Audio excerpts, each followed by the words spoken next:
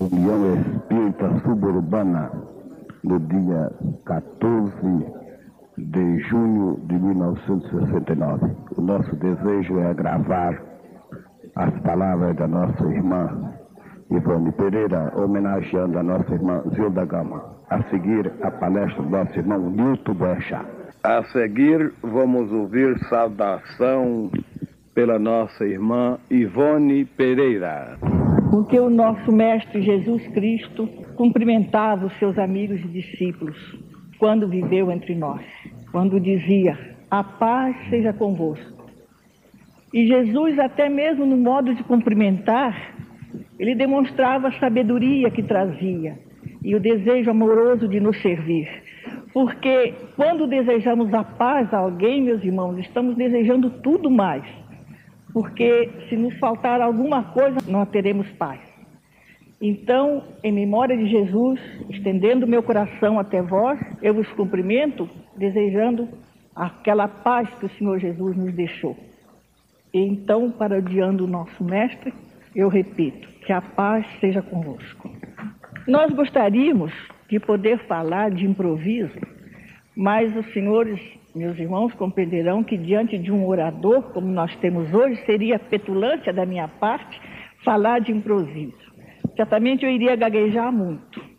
Então eu resolvi escrever uma página e ler em memória da nossa irmã homenageada aqui hoje. Conforme foi anunciado pelos convites feitos, a nossa reunião desta noite é realizada em homenagem a Zilda Gama, estimada médium que todos nós bem conhecemos. É o tributo de gratidão dos nossos corações a um coração que muito sofreu neste mundo, mas que soube transformar as próprias lágrimas em motivo de consolação e encantamento para o seu próximo, também sofredor.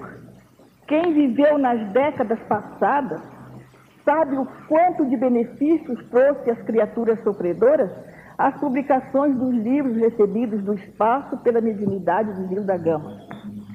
Quantos corações jovens, feridos pelo amor infeliz, foram acalentados pelas narrativas de Na Sombra e na Luz, o romance comovido, considerado pelos críticos obra-prima de literatura, e o qual hoje corre o mundo, já traduzido para o idioma universal, o Esperanto, que tanto vem servindo à propaganda do espiritismo em terras estrangeiras. Quantas almas, atingidas pela adversidade, obtiveram a coragem para prosseguir nas lutas da existência, lendo e relendo, como se servindo de uma terapêutica moral, a história daquele Pierre, que conhecemos nas páginas dramáticas de Do Calvário ao Infinito. E quantas mães desoladas pelo trespasso de seus filhos pequeninos foram revigoradas pela esperança de que um dia também elas se reuniriam aos seus amados seres que haviam partido antes delas, lendo o drama vivido por aquela sofredora Heloísa que o romance Redenção tão comovidamente nos descreve. Esses livros educativos, belos, moralistas, comoventes, e ainda Dor Suprema, Almas Crucificadas, Diário dos Invisíveis e outros mais, foram páginas sensacionais de esperança e fé, gotas de bálsamo que desde há 50 anos reanimam sofredores que estão por eles atraídos para o seio do Consolador. Lembramos-nos de que durante a nossa juventude martirizada pelas consequências dos desacertos de uma passada existência, os livros de Zilda Gama foram bendito refrigério para os conflitos íntimos que nos atormentavam. E que então foi graças a tais leituras que nós mesmas chegamos a compreender e aceitar que também nós outras havíamos de arrastar a cruz de responsabilidades semelhantes configurada na literatura mediúnica. A obra literária de Zilda Gama, seus exemplos de paciência na dor e dedicação ao trabalho, foram, portanto, o precioso estímulo que nos levou a aceitar o convite do mesmo invisível para testemunhar ao mundo objetivo o pensamento e a vontade dos espíritos, nossos instrutores. E no presente, a nova geração aí está, explorando os mesmos consoladores livros, porque, meus amigos, É bom que saibamos que uma obra ditada do além-túmulo, se autêntica e não apenas o fruto de um engano lamentável do próprio médium, é uma obra imortal, sempre nova e viva, expondo parcelas da verdade para os corações ansiosos de conhecimentos que refaçam e dignifiquem a sua personalidade. E as seguidas edições, que desde tantos anos são feitas das obras de Gil da Gama, atestam o seu valor e a sua aceitação pelo coração do público. É, pois, a essa serva fiel da espiritualidade iluminada, é a dedicada servidora da doutrina do Consolador que tanto vem fortalecendo as nossas almas na dor dos testemunhos. É a maviosa intérprete do grande Vitor Hugo, Espírito Universal a quem todos nós amamos. É a esse coração que chorou sobre as dores das provações, sem jamais vacilar na sua fé e na sua dignidade de espírita. É a essa mulher que bem pode servir de padrão para outras mulheres espíritas que desejamos homenagear nesta noite, assim testemunhando o nosso respeito pela sua memória e a nossa admiração pelo seu espírito, que se conservou fiel ao próprio dever, não obstante a todos os percalços e todas as dificuldades e a todos os sofrimentos que a eles se antepuseram no decorrer da existência. E diremos então do íntimo da nossa alma, enquanto ouvimos a palavra luminosa do nosso orador, do orador de Gil da Gama nesta noite espiritual. Obrigada, Gil da Gama, pelo bem que o teu trabalho de intérprete do céu proporcionou ao nosso coração. Que Deus te recompense e abençoe, minha irmã, e que a felicidade que não pudesse desfrutar neste mundo de provações e de lágrimas possa hoje fazer a tua alegria e a tua glória na realidade da pátria espiritual. E que Deus esteja conosco. Meus amigos, inicialmente desejo-lhes a paz de Jesus, nosso Mestre e nosso Senhor. Torna-se-nos esta noite tocada de profundo entendimento e de substância espiritual indescritível, porque realmente, conforme fora previamente anunciado, estamos aqui, nós, encarnados e desencarnados, para vibrar as cordas do nosso coração, fazendo surgir na tela da nossa mente e no painel das nossas reminiscências a figura extraordinária daquela criatura que se revelou entre nós, uma antena espiritual, filtrando as vibrações de mais alto para as atividades tormentadas da vida, para este mundo que se atrita e que se fragmenta ante o materialismo clássico que aí se encontra, penetrando-lhe, adentrando-lhe os departamentos variados de atividades. Ainda recentemente, uma revista do Rio publicou uma reportagem em que aparecia na capa da revista duas mãos magras, místicas, justapostas, como elevando aos céus piedosas recomendações, e a legenda: Deus está morrendo? Perguntava o repórter. Sim, ele verificava que a humanidade na prática está se divorciando de princípios espirituais. Ele notava, como notara anteriormente Feuerbach, que, embora os conceitos de vida e de esperança acenem para a humanidade ciclicamente, periodicamente, prefere ela realizar-se dentro de ciclos imediatistas, utilitaristas, antivitais. Deus está morrendo? Pergunta o repórter. Sim, porque ele nota que um sutil materialismo prático vai penetrando realmente todos os redutos, até mesmo aqueles em que se fundamentam em religiosismo, em espiritualismo. Deus está morrendo? Pergunta o repórter. Mas a doutrina espírita fundamentado em seus postulados graníticos de esperança e fé, de filosofia gloriosa e experimentação iniludível, responde: não, Deus não está morrendo, Deus não está morrendo.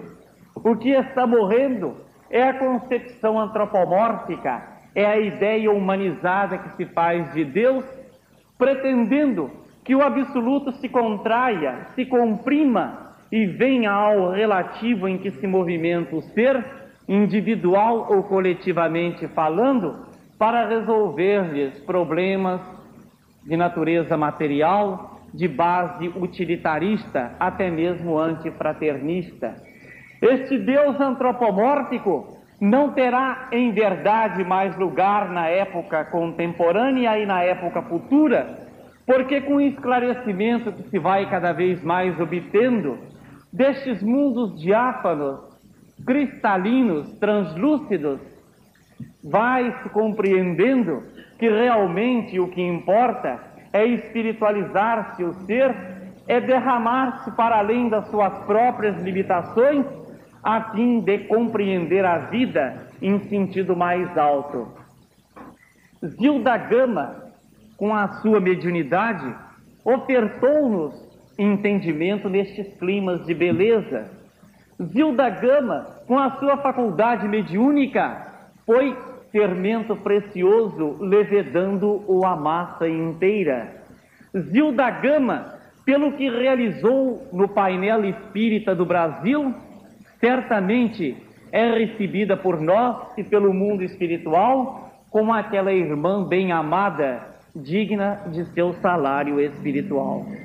Mas, para que pudéssemos falar a respeito de Zilda Gama, sem tropeços e sem irregularidades, partindo do que ela pode encerrar para nós do mais simples até o mais complexo, saindo da várzea e nos fazendo para os altos climas espirituais, para o ápice da evolução, onde a vida se derrama em filigranas de belezas, é necessário que possamos dar um sentido orgânico à nossa palestra, que saibamos partir do mais simples para o mais complexo, a fim de não nos deixarmos cair em ruelas ou em serpentários, em ramificações várias que nos frustrariam o propósito de unidade, a fim de enfocá-la de uma maneira exuberante, enfocando consequentemente doutrina espírita, porque se nem toda mediunidade é doutrina espírita, a doutrina espírita enfoca o processo mediúnico, encaminhando-lhe a trajetória e tirando-lhe as necessárias decorrências de consequências lógicas e morais. E assim, nós diríamos, primeiramente, que Zilda Gama veio para este mundo no dia 11 de março de 1878, em Três Ilhas, distrito de Juiz de Fora. Foi filha de Cristino Augusto Gama, oficial de paz, e de Dona Elisa Emília Cler, professora. E o interessante é que registraram a menina com o nome duplo. É uma curiosidade para o nosso ambiente espiritista, talvez, porque muita gente pensa que este era o nome originário de Zilda. Ela se chamava Zilda Yolanda, porque as suas irmãs todas são portadoras de nomes duplos.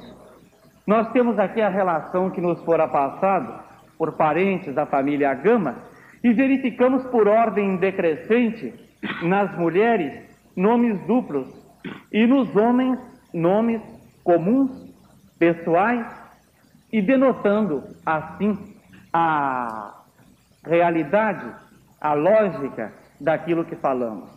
Então tivemos e temos aí na carne Maria Antonieta, depois Zilda Yolanda, que desencarnou, a nossa Zilda Gama, em seguida viera Manuel, e posteriormente surgiram Adélia Maria e Agenor Valdemar, a seguir Ercília Olga e Augusta Elisa, depois Olinton, Acrísio e mais para o fim, próximo a nós, Maria Dolores e Francisca Odete. sendo que uma delas se encontra aqui presente. Foi essa a família da cidade de Juiz de Fora, do município de Três Ilhas. O médium desabrochou depois, porque Zilda Gama, embora tivesse vindo com a mediunidade, dentro daquele desígnio providencial, a faculdade não se lhe apresentou nos primeiros momentos de vida terrestre, e sim de maneira ostensiva, mais ou menos quando ela estava com 17 para 18 anos, em reflexos iniludíveis. É interessante dizermos assim, porque a mediunidade, como sabemos, é uma faculdade através da qual a criatura se coloca em sintonia, num grau qualquer, com qualquer desencarnado. Não é faculdade moral nem imoral em si mesma, é uma faculdade neutra. Quem dá o sentido de direção, principalmente na mediunidade de caráter inteligente, é o seu próprio portador. A mediunidade é semelhante a uma queda d'água colossal que poderá causar estrago nas regiões adjacentes, porém, se vier a engenharia e lhe disciplinar a potência, teremos, naturalmente, força e luz em benefício de comunidades próximas ou distantes.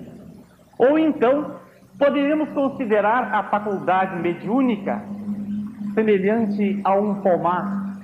O médium, o pomicultor zeloso, seara fértil, pomicultor negligente, seara estéril. O pomicultor, objetivando a melhoria de sua seara, de sua gleba, o que faz? Irriga o chão, aduba-o convenientemente, a fim de que haja, depois de semeado, germinação, crescimento, florescência e frutescência. O mesmo deve fazer o médium com sua seara interior, evitando a intromissão, a ingerência de forças negativas e cada vez buscando mais sintonia com as forças positivas de vida. A mediunidade, como tudo o que acontece na vida, ela tem uma manifestação dual, dupla. Ela pode guindar o indivíduo aos altos páramos, às faixas de luz, aos climas mais altos, e também poderá imantá-lo a expressões negativas, inferiores, baixas, diabólicas, luciterinas. A mediunidade, como tudo o que acontece na vida, estará sempre subordinada ao critério de direção, e nós sabemos que o problema da vida é problema de direção, porque o livre-arbítrio corre por nossa conta. Ó Jerusalém, Jerusalém, quantas vezes eu quis reunir teus filhos, como uma galinha, debaixo de suas asas, reúne seus pintainhos. Cristo quis, Jerusalém não quis, e o livre-arbítrio é sagrado. Verdadeiramente, todos nós poderemos, no campo da existência, querer ou não querer, fazer ou não fazer, situar ou não situar, tomando posições ao contrário do movimento da vida, que é o de harmonia, desarmonizando-nos, desacertando-nos, perturbando-nos. Todos nós poderemos fazer isso, porque o livre-arbítrio é sagrado.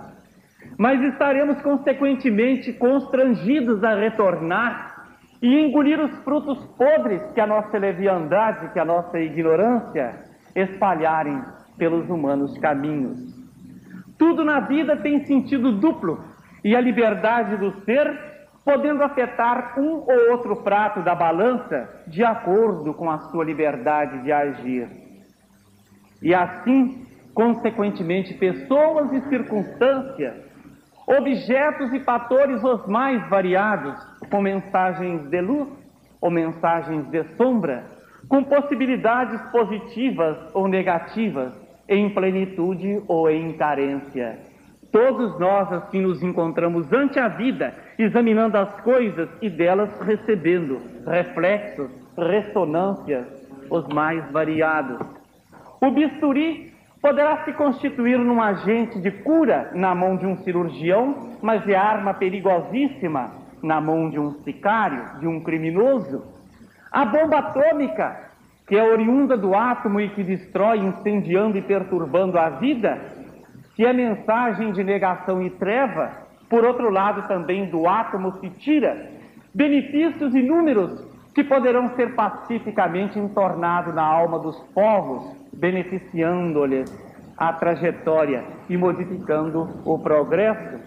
O microfone poderá ser o transmissor de uma anedota indecente ou de um soneto de luz. O lápis poderá escrever uma página de incentivo e fé e poderá trazer uma mensagem de ódio e de tortura. Sabemos assim que tudo o que aí se encontra está condicionado à capacidade de atuação do ser. Isilda Gama, com 17 anos de idade, começou a experimentar reflexos psíquicos. Imaginemos o interior mineiro naquela época do seu nascimento e dos anos que se lhe seguiram. Observemos Minas Gerais em 1898, em 1908, 18 e 28, e poderíamos subir um pouco mais, porque éramos constrangidos de fazer doutrina espírita e nos movimentar em assuntos espiríticos nos 30 anos que deixamos a retaguarda. Ora, se nós estávamos constantemente subordinados ao impacto da intolerância e da insensatez, daqueles que não podiam usufruir os climas espirituais e que também impediam a que outros o fizessem, à semelhança de fariseus que ficam na porta do céu e que não entram e que não deixam os outros entrarem dentro da concepção evangélica exposta por Jesus, e teremos a saber o que não deve ter sido a vida de tortura e de dificuldade, a falta de aclimação entre o médium nos seus 17 anos e a vida exterior que ali estava, incompatível, desnivelada, incompreendida, contraproducente. Aos 24 anos, os pais foram residir na cidade de Pirapitinga de Minas, e ela se tornou, embora portadora da faculdade mediúnica, mas sem seguir doutrina espírita ostensivamente, tal como considera até mesmo suas palavras reproduzidas em Reformador de Abril. Zilda Gama era uma das auxiliares da manutenção do Sagrado Coração de Jesus em Pirapitinga de Minas. Isto prova que a mediunidade se desabrochou em alguém que não vinha de tabelas e de nomenclaturas espiríticas, uma prova realmente clara de que o médium não tem a obrigatoriedade de ser espírita primeiramente, e também o espírita nem sempre se filtra através da mediunidade. Existem milhares e milhões de criaturas espiritistas que não sentem aflorar em si a faculdade mediúnica, como também existem milhares e milhares de criaturas portadoras de faculdades psíquicas, eventualmente dentro ou fora da doutrina espírita. E foi assim que a mediunidade de Zilda Gama se aflorou. A mediunidade, como uma faculdade neutra, podendo ocorrer em qualquer área. Disso temos exemplo com 3 médiuns que aqui poderão ser citados: Chico Xavier, em aba espírita, as irmãs Fox, dentro da esfera protestante, e a faculdade da pitonisa de Endor, dentro de um plano israelita. É a mediunidade que surge, quer a criatura se situe nessa ou naquela raça, neste ou naquele campo, mediunidade que oscila, mediunidade que eclode, mediunidade que rompe fora de quaisquer caprichos e preconceitos humanos na sua apreciação. Observemos então de passagem a faculdade ocorrendo em rápidas palavras na época do passado, dentro da própria faixa judaica. Saul vai consultar uma pitonisa, um médium, na localidade de Endor. E Samuel, que era falecido e que fora sepultado em Ramata, conforme se lê no primeiro livro de Samuel, no capítulo 25, versículo 1, Já 3 capítulos depois, no primeiro livro, no capítulo 28, surge instruindo ao ex-pupilo e falando-lhe a respeito da batalha que seria travada com os filisteus. E o curioso é que quando a pitonisa cede abundante substância, fluídico vital, para que a entidade pudesse se materializar, configurando-se plenamente aos olhos do rei torturado e perplexo, quando Saul identifica-o sobremaneira pelo seu porte e fisionomia, encontrando-o, no entanto, triste, acabrunhado, pergunta-lhe: Samuel, onde está a tua espada de guerreiro? Onde está a tua túnica de juiz? E o antigo profeta responde: Saul, a minha espada de guerreiro e a minha túnica de juiz ficaram para sempre no túmulo de Ramá. Volta, Saul, desarma o exército de Israel, proclama aos teus guerreiros, aos conselheiros, aos patriarcas, que Jeová não é Deus de iniquidade, porém é Senhor de misericórdia e justiça, para que tanto orgulho e tanta vaidade no teu coração, meu filho. Recorda dos dias em que tu, destituído de todas as grandezas deste mundo, apacentavas humildemente as ovelhinhas da tribo de Benjamim. Referes-te às leis, mas as leis são como as teias de aranha, os pequenos insetos caem nelas, os grandes atravessam-nas.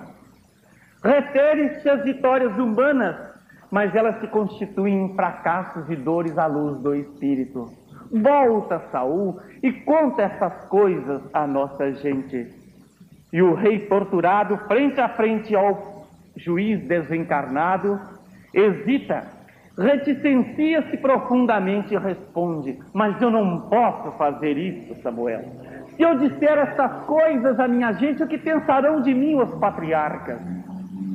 Como eu serei recebido ante os guerreiros?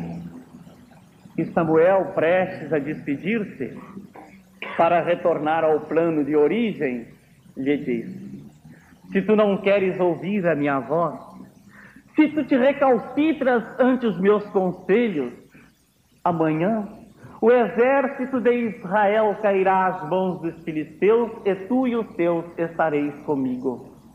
O rei se perturba, se choca profundamente, desmaia de incontida emoção.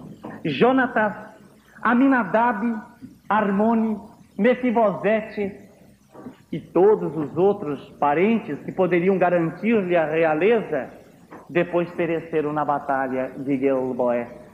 O exército filisteu penetrou na intimidade dos acampamentos israelitas, destroçando tudo numa fúria incontida, terrível. E eis o caso que está registrado no livro 1 de Samuel.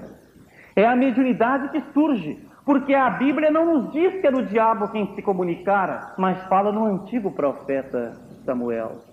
A Bíblia não diz que era Lúcifer quem se comunicara, mas diz que era um antigo juiz das tradições israelitas.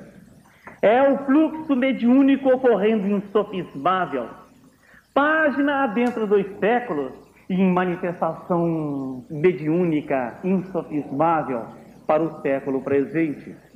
Notamos em seguida a mesma faculdade ocorrente dentro de esfera protestante. O casal Fox, acompanhado das meninas Marguerite e Catherine, se transferem para a localidade de Hydesville, morando numa cabana. Dias depois, fatos insólitos registrados por todos os da casa humilde: pancadas desferidas no chão e no teto, nos objetos, nos móveis, portas, janelas, paredes. A princípio, terror ante o que é novo, inusitado. Depois, as meninas se tornam cérebros, porque a vizinhança toda comenta que existe um ser batedor na casa dos metodistas Fox.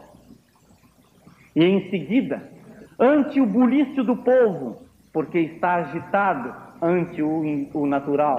E depois, o fato se multiplicando, surgem as possibilidades para andanças, movimentações noutras cidades, e o espírito batedor sempre acompanhando as garotas. Até que certo dia, a menina se movimentando naquilo que ainda possuía de energia e coragem, Kate pergunta ao estranho batedor: quem sois? Se sois uma pessoa viva, que seja desferida uma pancada aqui no recinto. E ela não surge. Se se trata do diabo, que sejam desferidas 2 pancadas na janela e elas não aparecem. E em terceira hipótese, a hipótese crucial: se se trata de alguém que viveu entre nós e que agora é alma do outro mundo, se se trata de alguém que não mais esteja na vida, que sejam desferidas 2 pancadas aqui. E o espírito se manifestou assim. E assim fizera, porque já estava preocupado. A vizinhança toda dizia que havia um ser diferente, espiritual, invisível, que dava as pancadas na casa dos Fox e que parecia ser Mr. Splitfoot, uma palavra inglesa que significa senhor dos pés rachados. Quando Charles Rosby, o vendedor de bugigangas, viu-se apelidado como sendo o próprio diabo, tentou de colocar tudo a pratos limpos, dizendo que não era o diabo quem se comunicava através de pancadas, que era um simples vendedor de bugigangas que fora assassinado naquela casa 15 anos antes. Debalde movimentaram-se daqui e dali todos para procurar vestígios, restos mortais, uma prova qualquer de natureza física, mas não encontraram nada. As meninas nem por isso deixaram de ser acompanhadas pelo espírito batedor, e a turba, sem poder compreender o fenômeno de Hydesville. Hoje em dia, a cidade tem o nome de Arcádia. Até que 56 anos depois, numa noite de temporal na pequena localidade, cai uma parede da cabana dos Fox e descobriram, renteando-a, uma outra parede falsa, e entre as duas encontraram um baú de bugigangas estragadas pela intempérie e pelo tempo na intimidade da terra, e restos e ossos do antigo camelô Charles Rosner.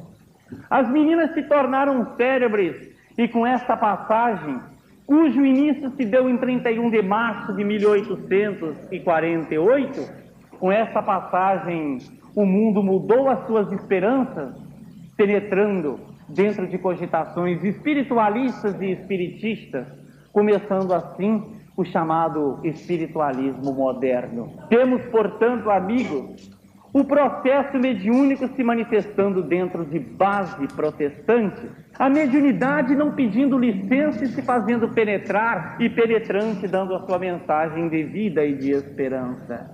Em seguida, encontramos-lo dentro de faixa espírita propriamente considerada, com Chico Xavier, o católico vindo de família católica em Pedro Leopoldo, até aos 8, 10, 11 anos, profundamente integrados dentro do romanismo e se confessando diariamente com o padre, até que surge a potencialidade insustentável, incontida, e ele, alguns anos depois, recebe o Parnaso de além-túmulo, entrando em contato com seres que foram poetas de Brasil e Portugal, confundindo e ao mesmo tempo maravilhando pela flexibilidade do estilo, pela louçania da técnica, pela fluidez da corrente espiritual, que ele toma o entendimento e empolga-lhe as faculdades todas, expressando-se os poetas e lançando o cântico da imortalidade,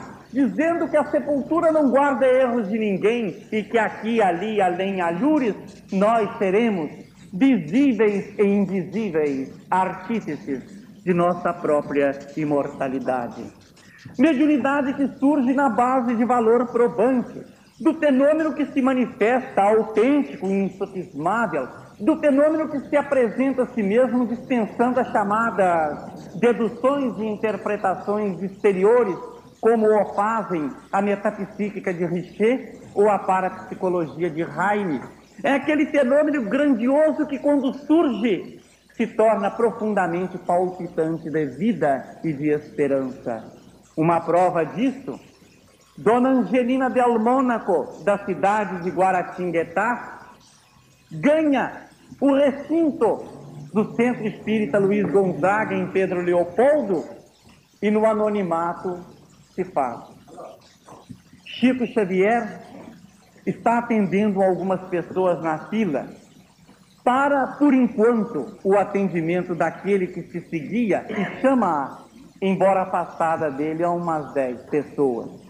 E ela surpresa porque não havia assinado nome algum, e ela profundamente chocada porque não houvera dito o seu nome a ninguém, se apresenta e o médium lhe diz: Dona Angelina, eu estou chamando por antecipação a senhora até junto a mim, porque entre nós dois existe um menino saltitante, buliçoso, arteiro, está dizendo que foi seu filho nessa vida, está dando o nome de Doan, dizendo que desencarnou por meningite em 1938. E ela realmente se surpreende. E mal houvera saído da surpresa, Chico Xavier peremptoriamente esclarece assim o entendimento de Dona Angelina del Mônaco.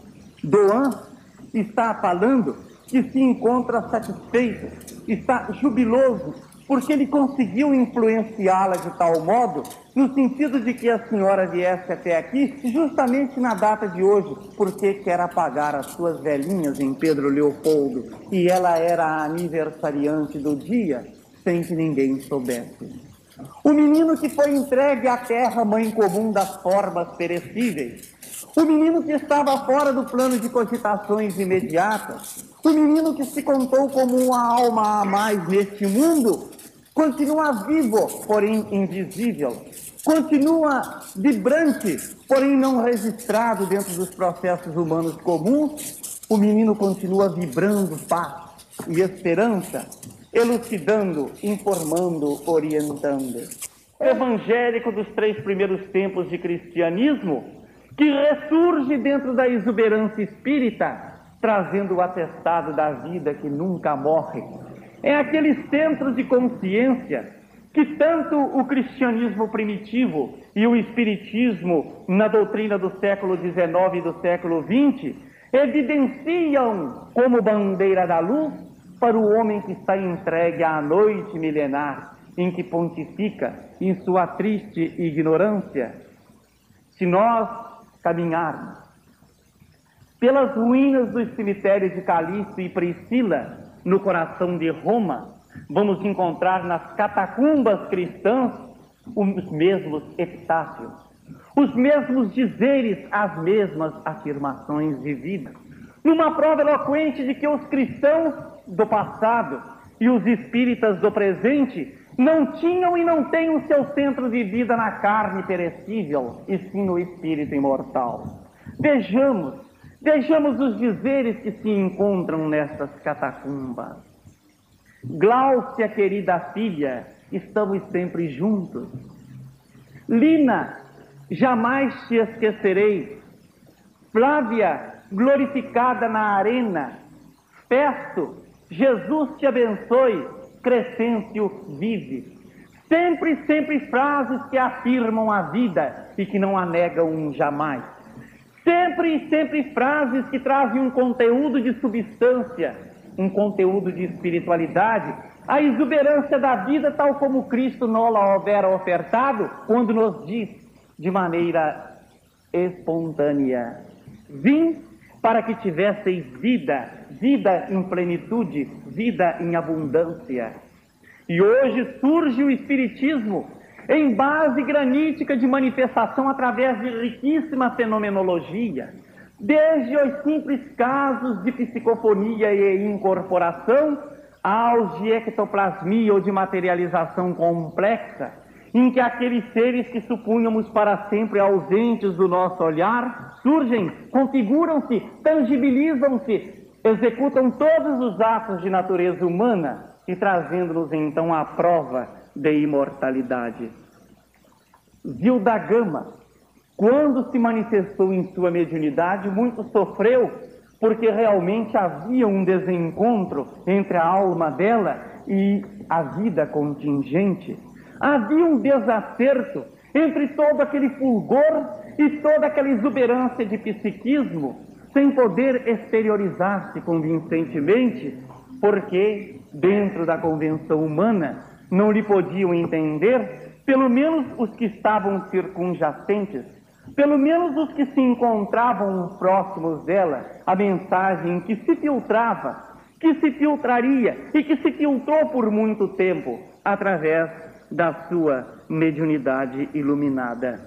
Aos 35 anos, ela, que ainda se encontrava antes sóbria, executando-se em processos de caridade, de atendimento, de filantropia, porém indecisa ainda nas 2 décadas de existência, o processo busca uma ponte, uma cabeça de ponte em que se manifestar. Manifesta-se através dela e a alma de Arminho consegue realmente estabilizar a mediunidade, fazendo fluir e refluir em sintonia com o invisível as filigranas de luz que nos trouxera para a nossa edificação.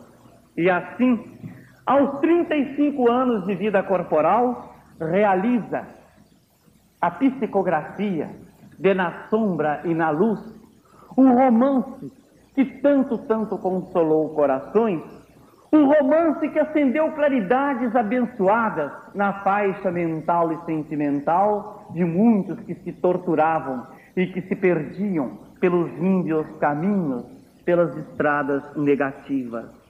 Romance sugestivo, que certamente não lhe poderíamos traduzir o substratum aqui, para não perder o espírito de sequência e a síntese em que devemos nos acomodar para percorrer toda a trajetória que nos está afeta em a noite de hoje. Mas é um romance sugestivo. Em síntese, mostra a realidade de milhares e milhões de almas que se acertam e que se desacertam no campo da vida, que ora se manifestam como mensageiros de luz, ora se apresentam como emissários das sombras. Criaturas profundamente duais e oscilantes, e a doutrina espírita como disciplinadora de caracteres e temperamentos, a fim de que tudo se uniformize e se modifique na intimidade do ser. É este triste dualismo em que trazemos em nossa intimidade, em que na vida, por alguns meses ou por algumas semanas, por alguns dias ou por algumas horas, nós mesmos somos suscetíveis de dar sintonia com o alto, mas também somos possíveis de nos sintonizar com regiões interiores do mundo astral, do panorama invisível. Não é fenômeno natural para a nossa época, porque vem de todas as épocas da humanidade. Se abrirmos os anais da história, encontramos a mesma mediunidade oscilante. Seres que se manifestam na luz e que se apresentam nas trevas, configurados nas linhas de seus próprios destinos. Profetas do Antigo Testamento que oscilaram profundamente no campo de sua manifestação mediúnica, psíquica, profética. Eliseu se apiada do lenhador que deixa o ferro de sua machadinha cair nas águas do Jordão, se espalma uma das mãos fazendo através da levitação, da mediunidade de efeitos físicos, o ferro da machadinha flutuar, segundo o que se encontra registrado no segundo livro dos Reis, no capítulo 6, versículo 6, é o mesmo Eliseu que ia para o caminho de Betel em direção a Jerusalém, quando as crianças começam a gritar: olha o calvo, porque realmente era destituído de cabelos o profeta. E incompreensivelmente irritado, Eliseu dá sintonia a forças negativas e conclama que surjam ursas do bosque e que estraçalhem 42 crianças. Ante a evocação, sintonizando-se com a treva, 42 crianças foram destroçadas por 2 ursas que saíram das montanhas. Samuel, que muitas vezes é a antena preciosa que capta as vibrações de cima, se em vezes inúmeras É aquele vaso precioso retendo excelso aroma? Em outras tantas, é realmente a pessoa que capta desespero e morte. Instrui ao próprio discípulo Saul para matar os amalequitas, não poupando sequer as crianças de peito e os animais irracionais. Médium oscilante, temo-lo na própria figura de Simão, chamado Pedro, quando Jesus está nas proximidades de Cesareia e fala aos seus discípulos a respeito dos sofrimentos que virão. Pedro se apresenta e estabelece com ele um diálogo. E Jesus lhe pergunta, como fizera aos demais discípulos: e tu, Pedro, a quem pensas seja eu? E o pescador de Cafarnaum responde-lhe: tu és o Cristo, Filho de Deus, Filho vivo de Deus. E imediatamente Jesus lhe responde: bem-aventurado que és, Simão, filho de Jonas, porque não foram a carne nem o sangue que essas coisas te revelaram, mas sim o meu Pai que está nos céus. Filtrado à moderna. Bem-aventurado que és, Simão, porque não foram expressões instintivas que desabrocharam na intimidade do seu ser, trazendo-te esta revelação, mas sim a luz que lucila, que cintila, que vem de cima, através da inspiração que tão bem sabes agasalhar. Mas quem descer no mesmo comentário, seguindo os versículos, e observar o que o mestre diz, em seguida vai notar profunda discrepância, um desnivelamento inconcebível por parte de Simão. Jesus, falando a respeito de seu sofrimento futuro, recebe uma parte infeliz do Bar-Jona. Ele fala: afasta-te de diante de mim, Satanás. Satanás, como nós sabemos, não é um ser bicornudo, e sim se constitui por prefiguração toda consciência que se enreda ou que deixa trincar o seu próprio cristal de exteriorização em caminhos negativos, falhos, errados. Simão Pedro sendo chamado por mestre bem-aventurado, versículos acima. Simão Pedro sendo chamado de Satanás, versículos abaixo. É na sombra e na luz, no romance de Zilda Gama, no romance que ela psicografou, é que podemos avaliar essas expressões de vida e de esperança, de perturbação e de desespero, que surgem na vida nos mais variados padrões e dimensões mentais e dimensões emocionais.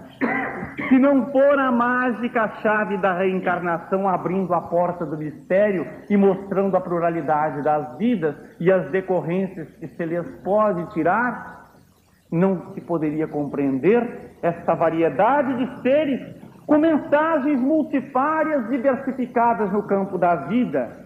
Como se pode compreender a figura extraordinária de Florence Nightingale, a grande enfermeira italiana da Guerra da Crimeia, que não somente se manifesta como enfermeira junto aos soldados, mas ela outrossim, mãe e irmã, e aquela outra figura de enfermeira dos campos de concentração nazista de Buchenwald na última guerra, que chegava ao ponto e à loucura de amarrar as pernas das quase parturientes, a fim de que elas morressem estapeladas ante a dor de um parto impossível. Como poderíamos compreender a pureza lirial da mãe do Cristo e a devassidão de Messalina, a esposa devassa do imperador Cláudio, desencarnado no ano de 41 em Roma, que ameaçava a todos os instantes a submergir o grande império em ondas de devassidão e anarquia? Se não fora a reencarnação, como poderíamos compreender a figura extraordinária e bela de Albert Schweitzer, o grande apóstolo do século XX, recentemente desencarnado, que abandona os esplendores de uma Europa superculta e civilizada e se introduz na África e no Gabão, a 64 quilômetros ao sul da linha do Equador, nas proximidades do rio Iguaçu, funda um hospital de lepra para cuidar dos seus irmãos de cor. E a figura de Calígula, o imperador tarado dos romanos, que chegou ao ponto de imprimir honras de primeiro-ministro ao seu cavalo incitatus, transformando a estrebaria em sede de consulado.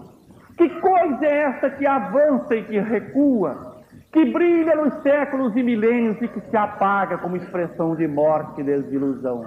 Mas a reencarnação abre verdadeiramente a porta do mistério, dizendo que somos os viajores do grande caminho, cada qual retendo esta ou aquela experiência, que somos centelhas divinas com a mesma origem e o mesmo destino, mas separadas umas das outras pelo tempo evolutivo que conseguiram alcançar no grande caminho.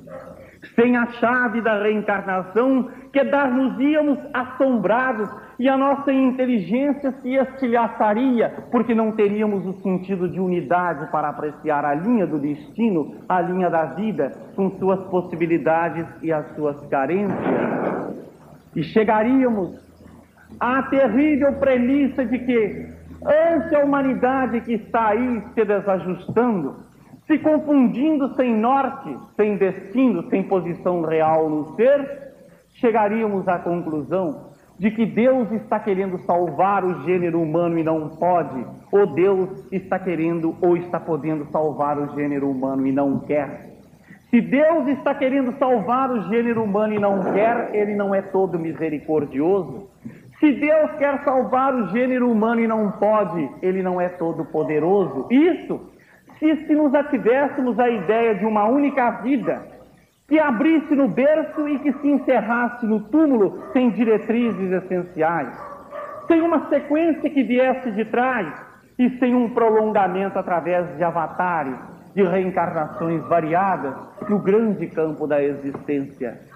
E na sombra e na luz, o espírito de Victor Hugo mostra estas facetas do destino, ensinando-nos de que a dor é a grande sinfonia divina que desperta os corações humanos e mostrando que ela possui uma faculdade criadora, embora não possa ser filtrada de imediato pelo ser, em virtude da sua madureza, da sua imaturidade para fazê-lo.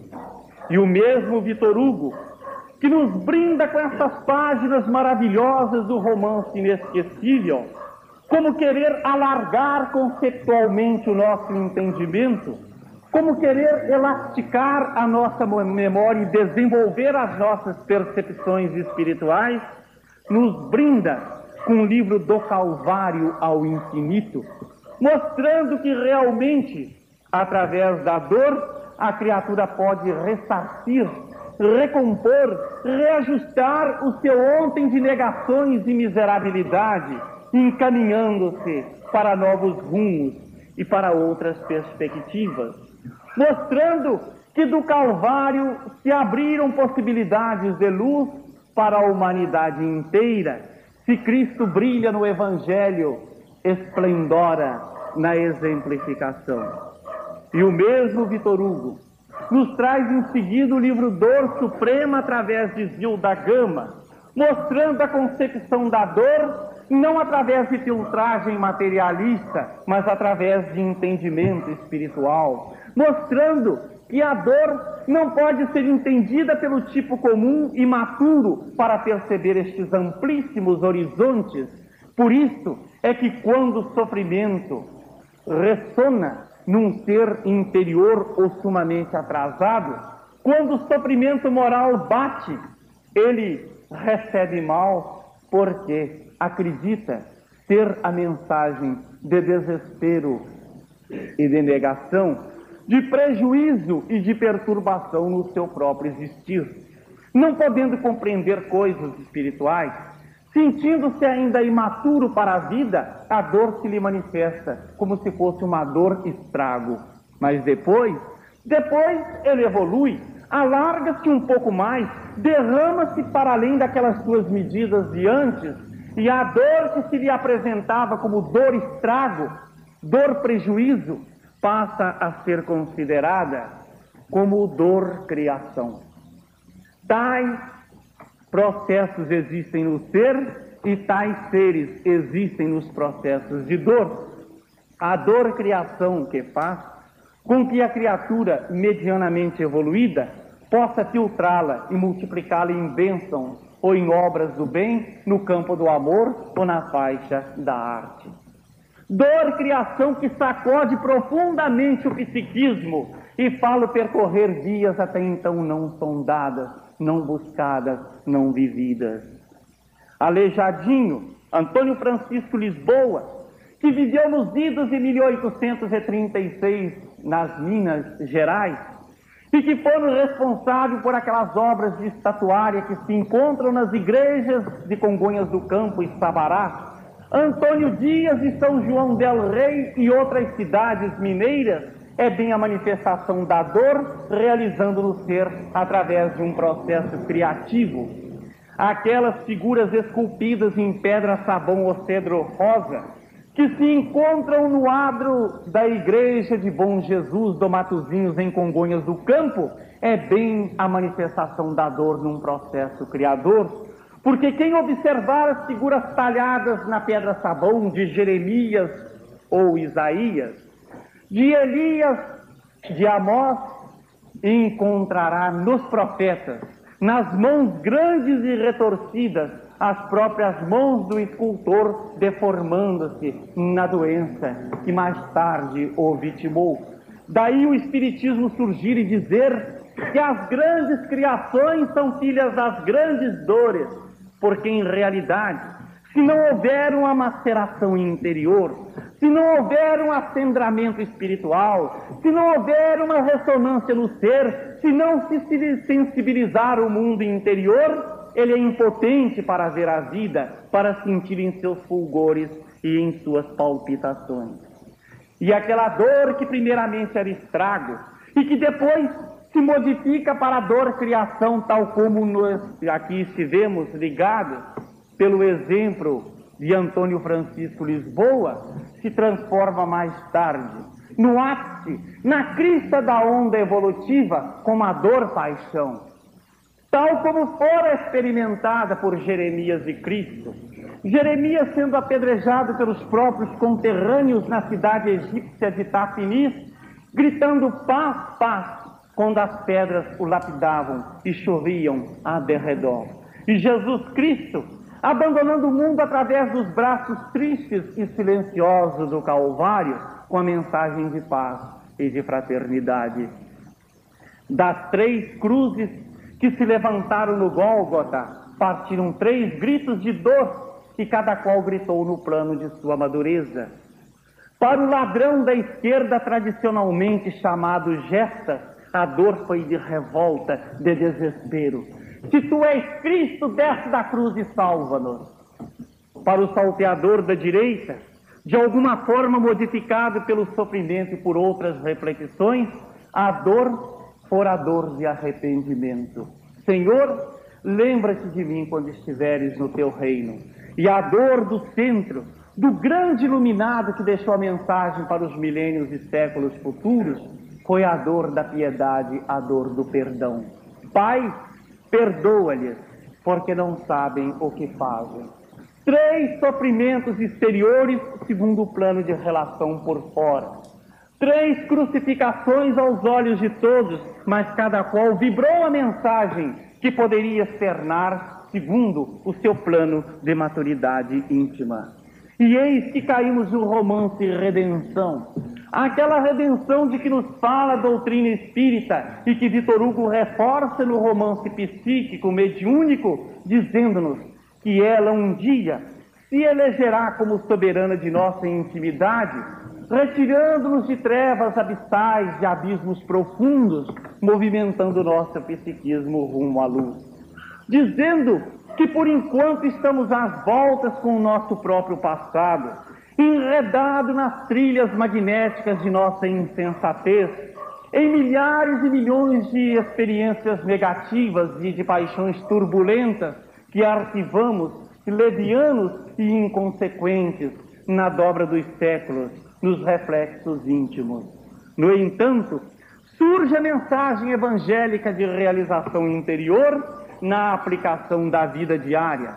Refúgia a doutrina espírita na sua mensagem de esperança, dizendo que através das múltiplas vidas, das reencarnações trabalhosas, somos possíveis de nos reformular e de nos modificar, saindo do triste manifestar de agora para as possibilidades que o fúlgido amanhã nos aponta em anseios de esperança e acenos de luz.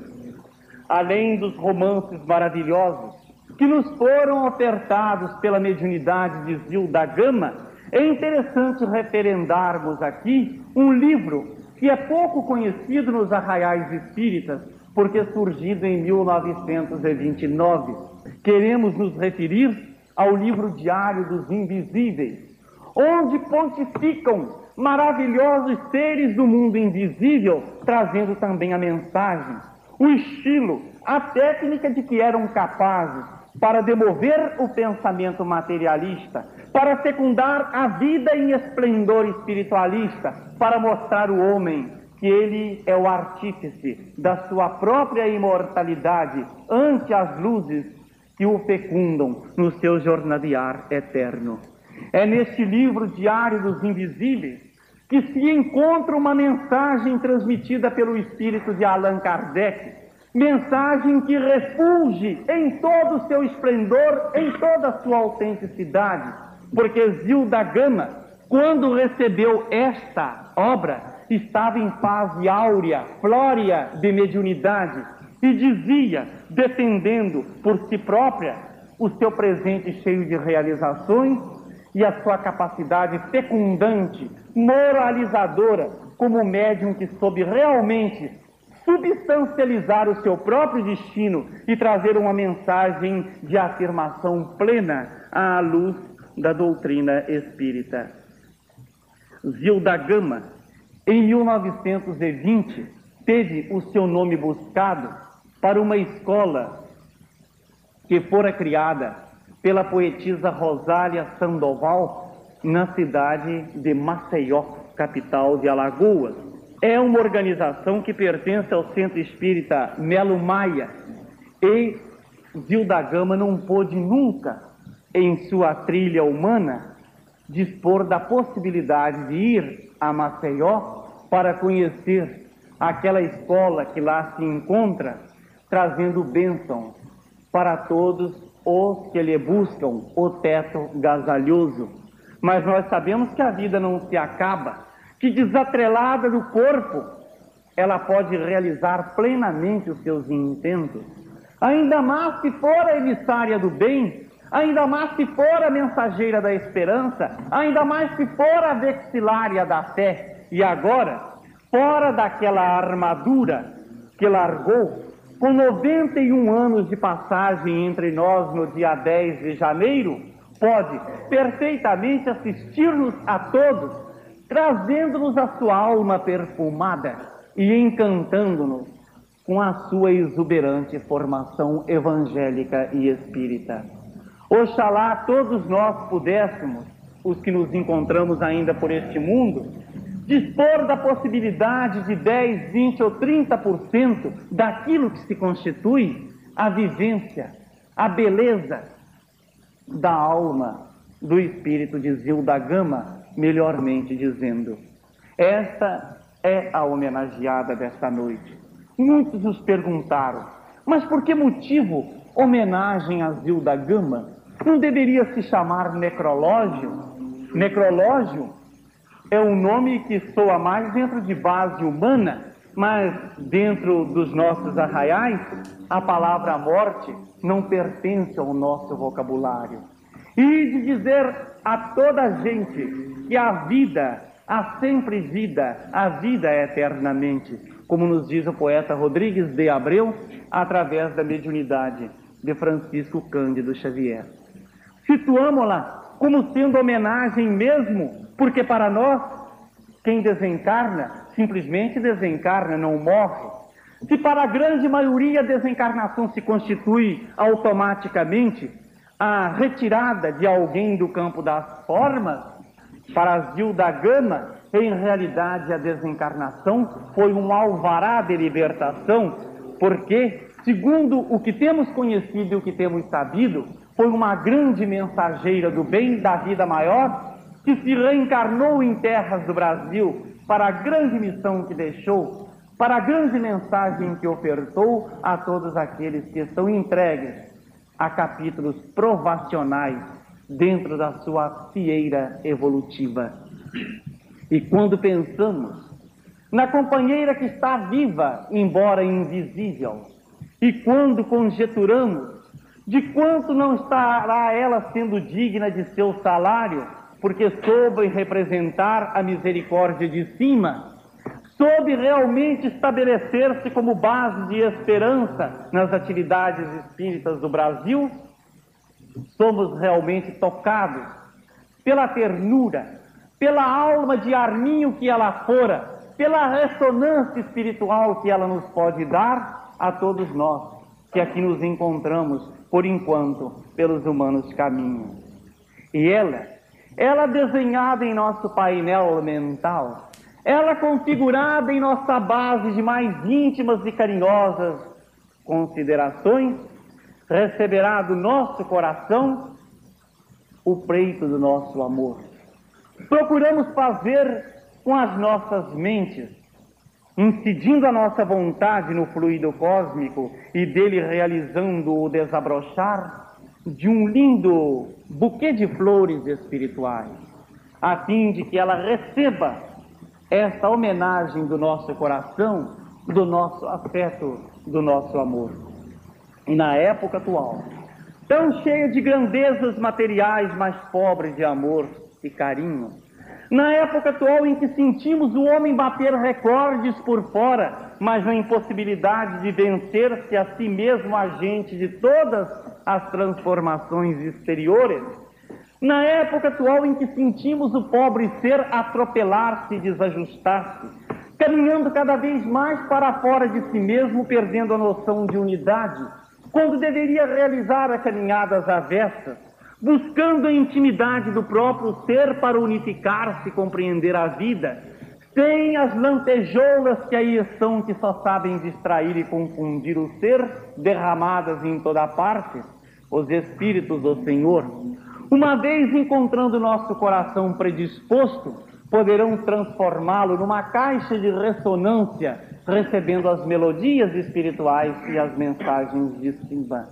E embora os pesares e as paixões, as aventuras decadentes e as torturas que carreamos na intimidade do próprio ser, uma vez se faça silêncio interior, eles surgem e nos trazem, como músicos celestes que o são, a mensagem de vida e felicidade, mas também de advertência, dizendo-nos: vós que viveis errando lá por fora, no caminho onde a treva impera e mora, ansiando a vida à busca do interesse, neste egoísmo brutal que dia a dia cresce em vossos corações, vós, almas tristes, se não vistes a luz, se a luz não vistes, almas sem fé, sem crença, sem ideal, que a mais a treva, o crime, o oiro, o mal. Vós que viveis errando lá por fora, onde a desgraça o negro manto arvora, entrai, a vida é curta, é tarde, entrai. Depois, maravilhados, ajoelhai ante este altar, e no peito encruzai as mãos, vendo em cada canto olhos irmãos, enquanto a vossa prece para o céu se evola, porque aqui dentro há um templo, o templo é escola. Ah, não sabeis, é certo, ele redime, e apaga as manchas d'alma, e apaga o crime da noite que trazeis no coração, com reflexos de luz que as ciências dão. Não sabeis, mas entrai, porque vereis o infinito poder de suas leis. Há muita luz cá dentro, é a luz das almas que lutam, que se esforçam ansiando palmas, no mistério da conquista e da memória, sonhando com o céu, a luz, o nome, a glória. As escolas pequenas são estrelas, as grandes sóis reais, Sente-se ao vê-las um clarão que acende, que alumia a estrada celestial. Sabedoria. A escola é um fácil, é um sol que não se esconde, é um mundo que interroga e que responde, evangelho de amor que vive aberto, é o próprio Deus, a escola é Deus, por certo. Dizem que houve no Oriente um ser outrora, que sendo espiritual fez-se homem embora. E entre os grandes e então das leis os sábios, sem consultar os falsos alfarrábios, foi mestre, sendo humilde nazareno, e era grande o maior, sendo pequeno. Concentração astral que a ciência encerra, ele desceu iluminando a terra, e até pregando a fé que nos consola. Ele, o Cristo, era o Verbo, era uma escola. Escola, Verbo, Sol, clarão, verdade. Voz do Cristo, visão do céu, como há de passar? O ser humano sem ter luz, se és estrela, se és farol, se és Jesus. Minha alma, pois, vos pede, vos implora, vós que viveis errando lá por fora, fugindo do dever, manchando a história, entrai, que a escola é paz, é luz, é amor, é glória. Agora, compreendemos que ainda é noite na face da terra, noite de trevas, de sangue, de ruína dentro da humanidade, da imensa faixa em que se movimenta ela. Noite onde os ventos frios da desilusão sopram de rijo sobre o castelo das grandezas humanas. Noite onde os fantasmas das horas tristes passam espalhando trevas, orfandade, aflição de espírito. No entanto, Cristo reina e amanhã contemplaremos o celeste despertar.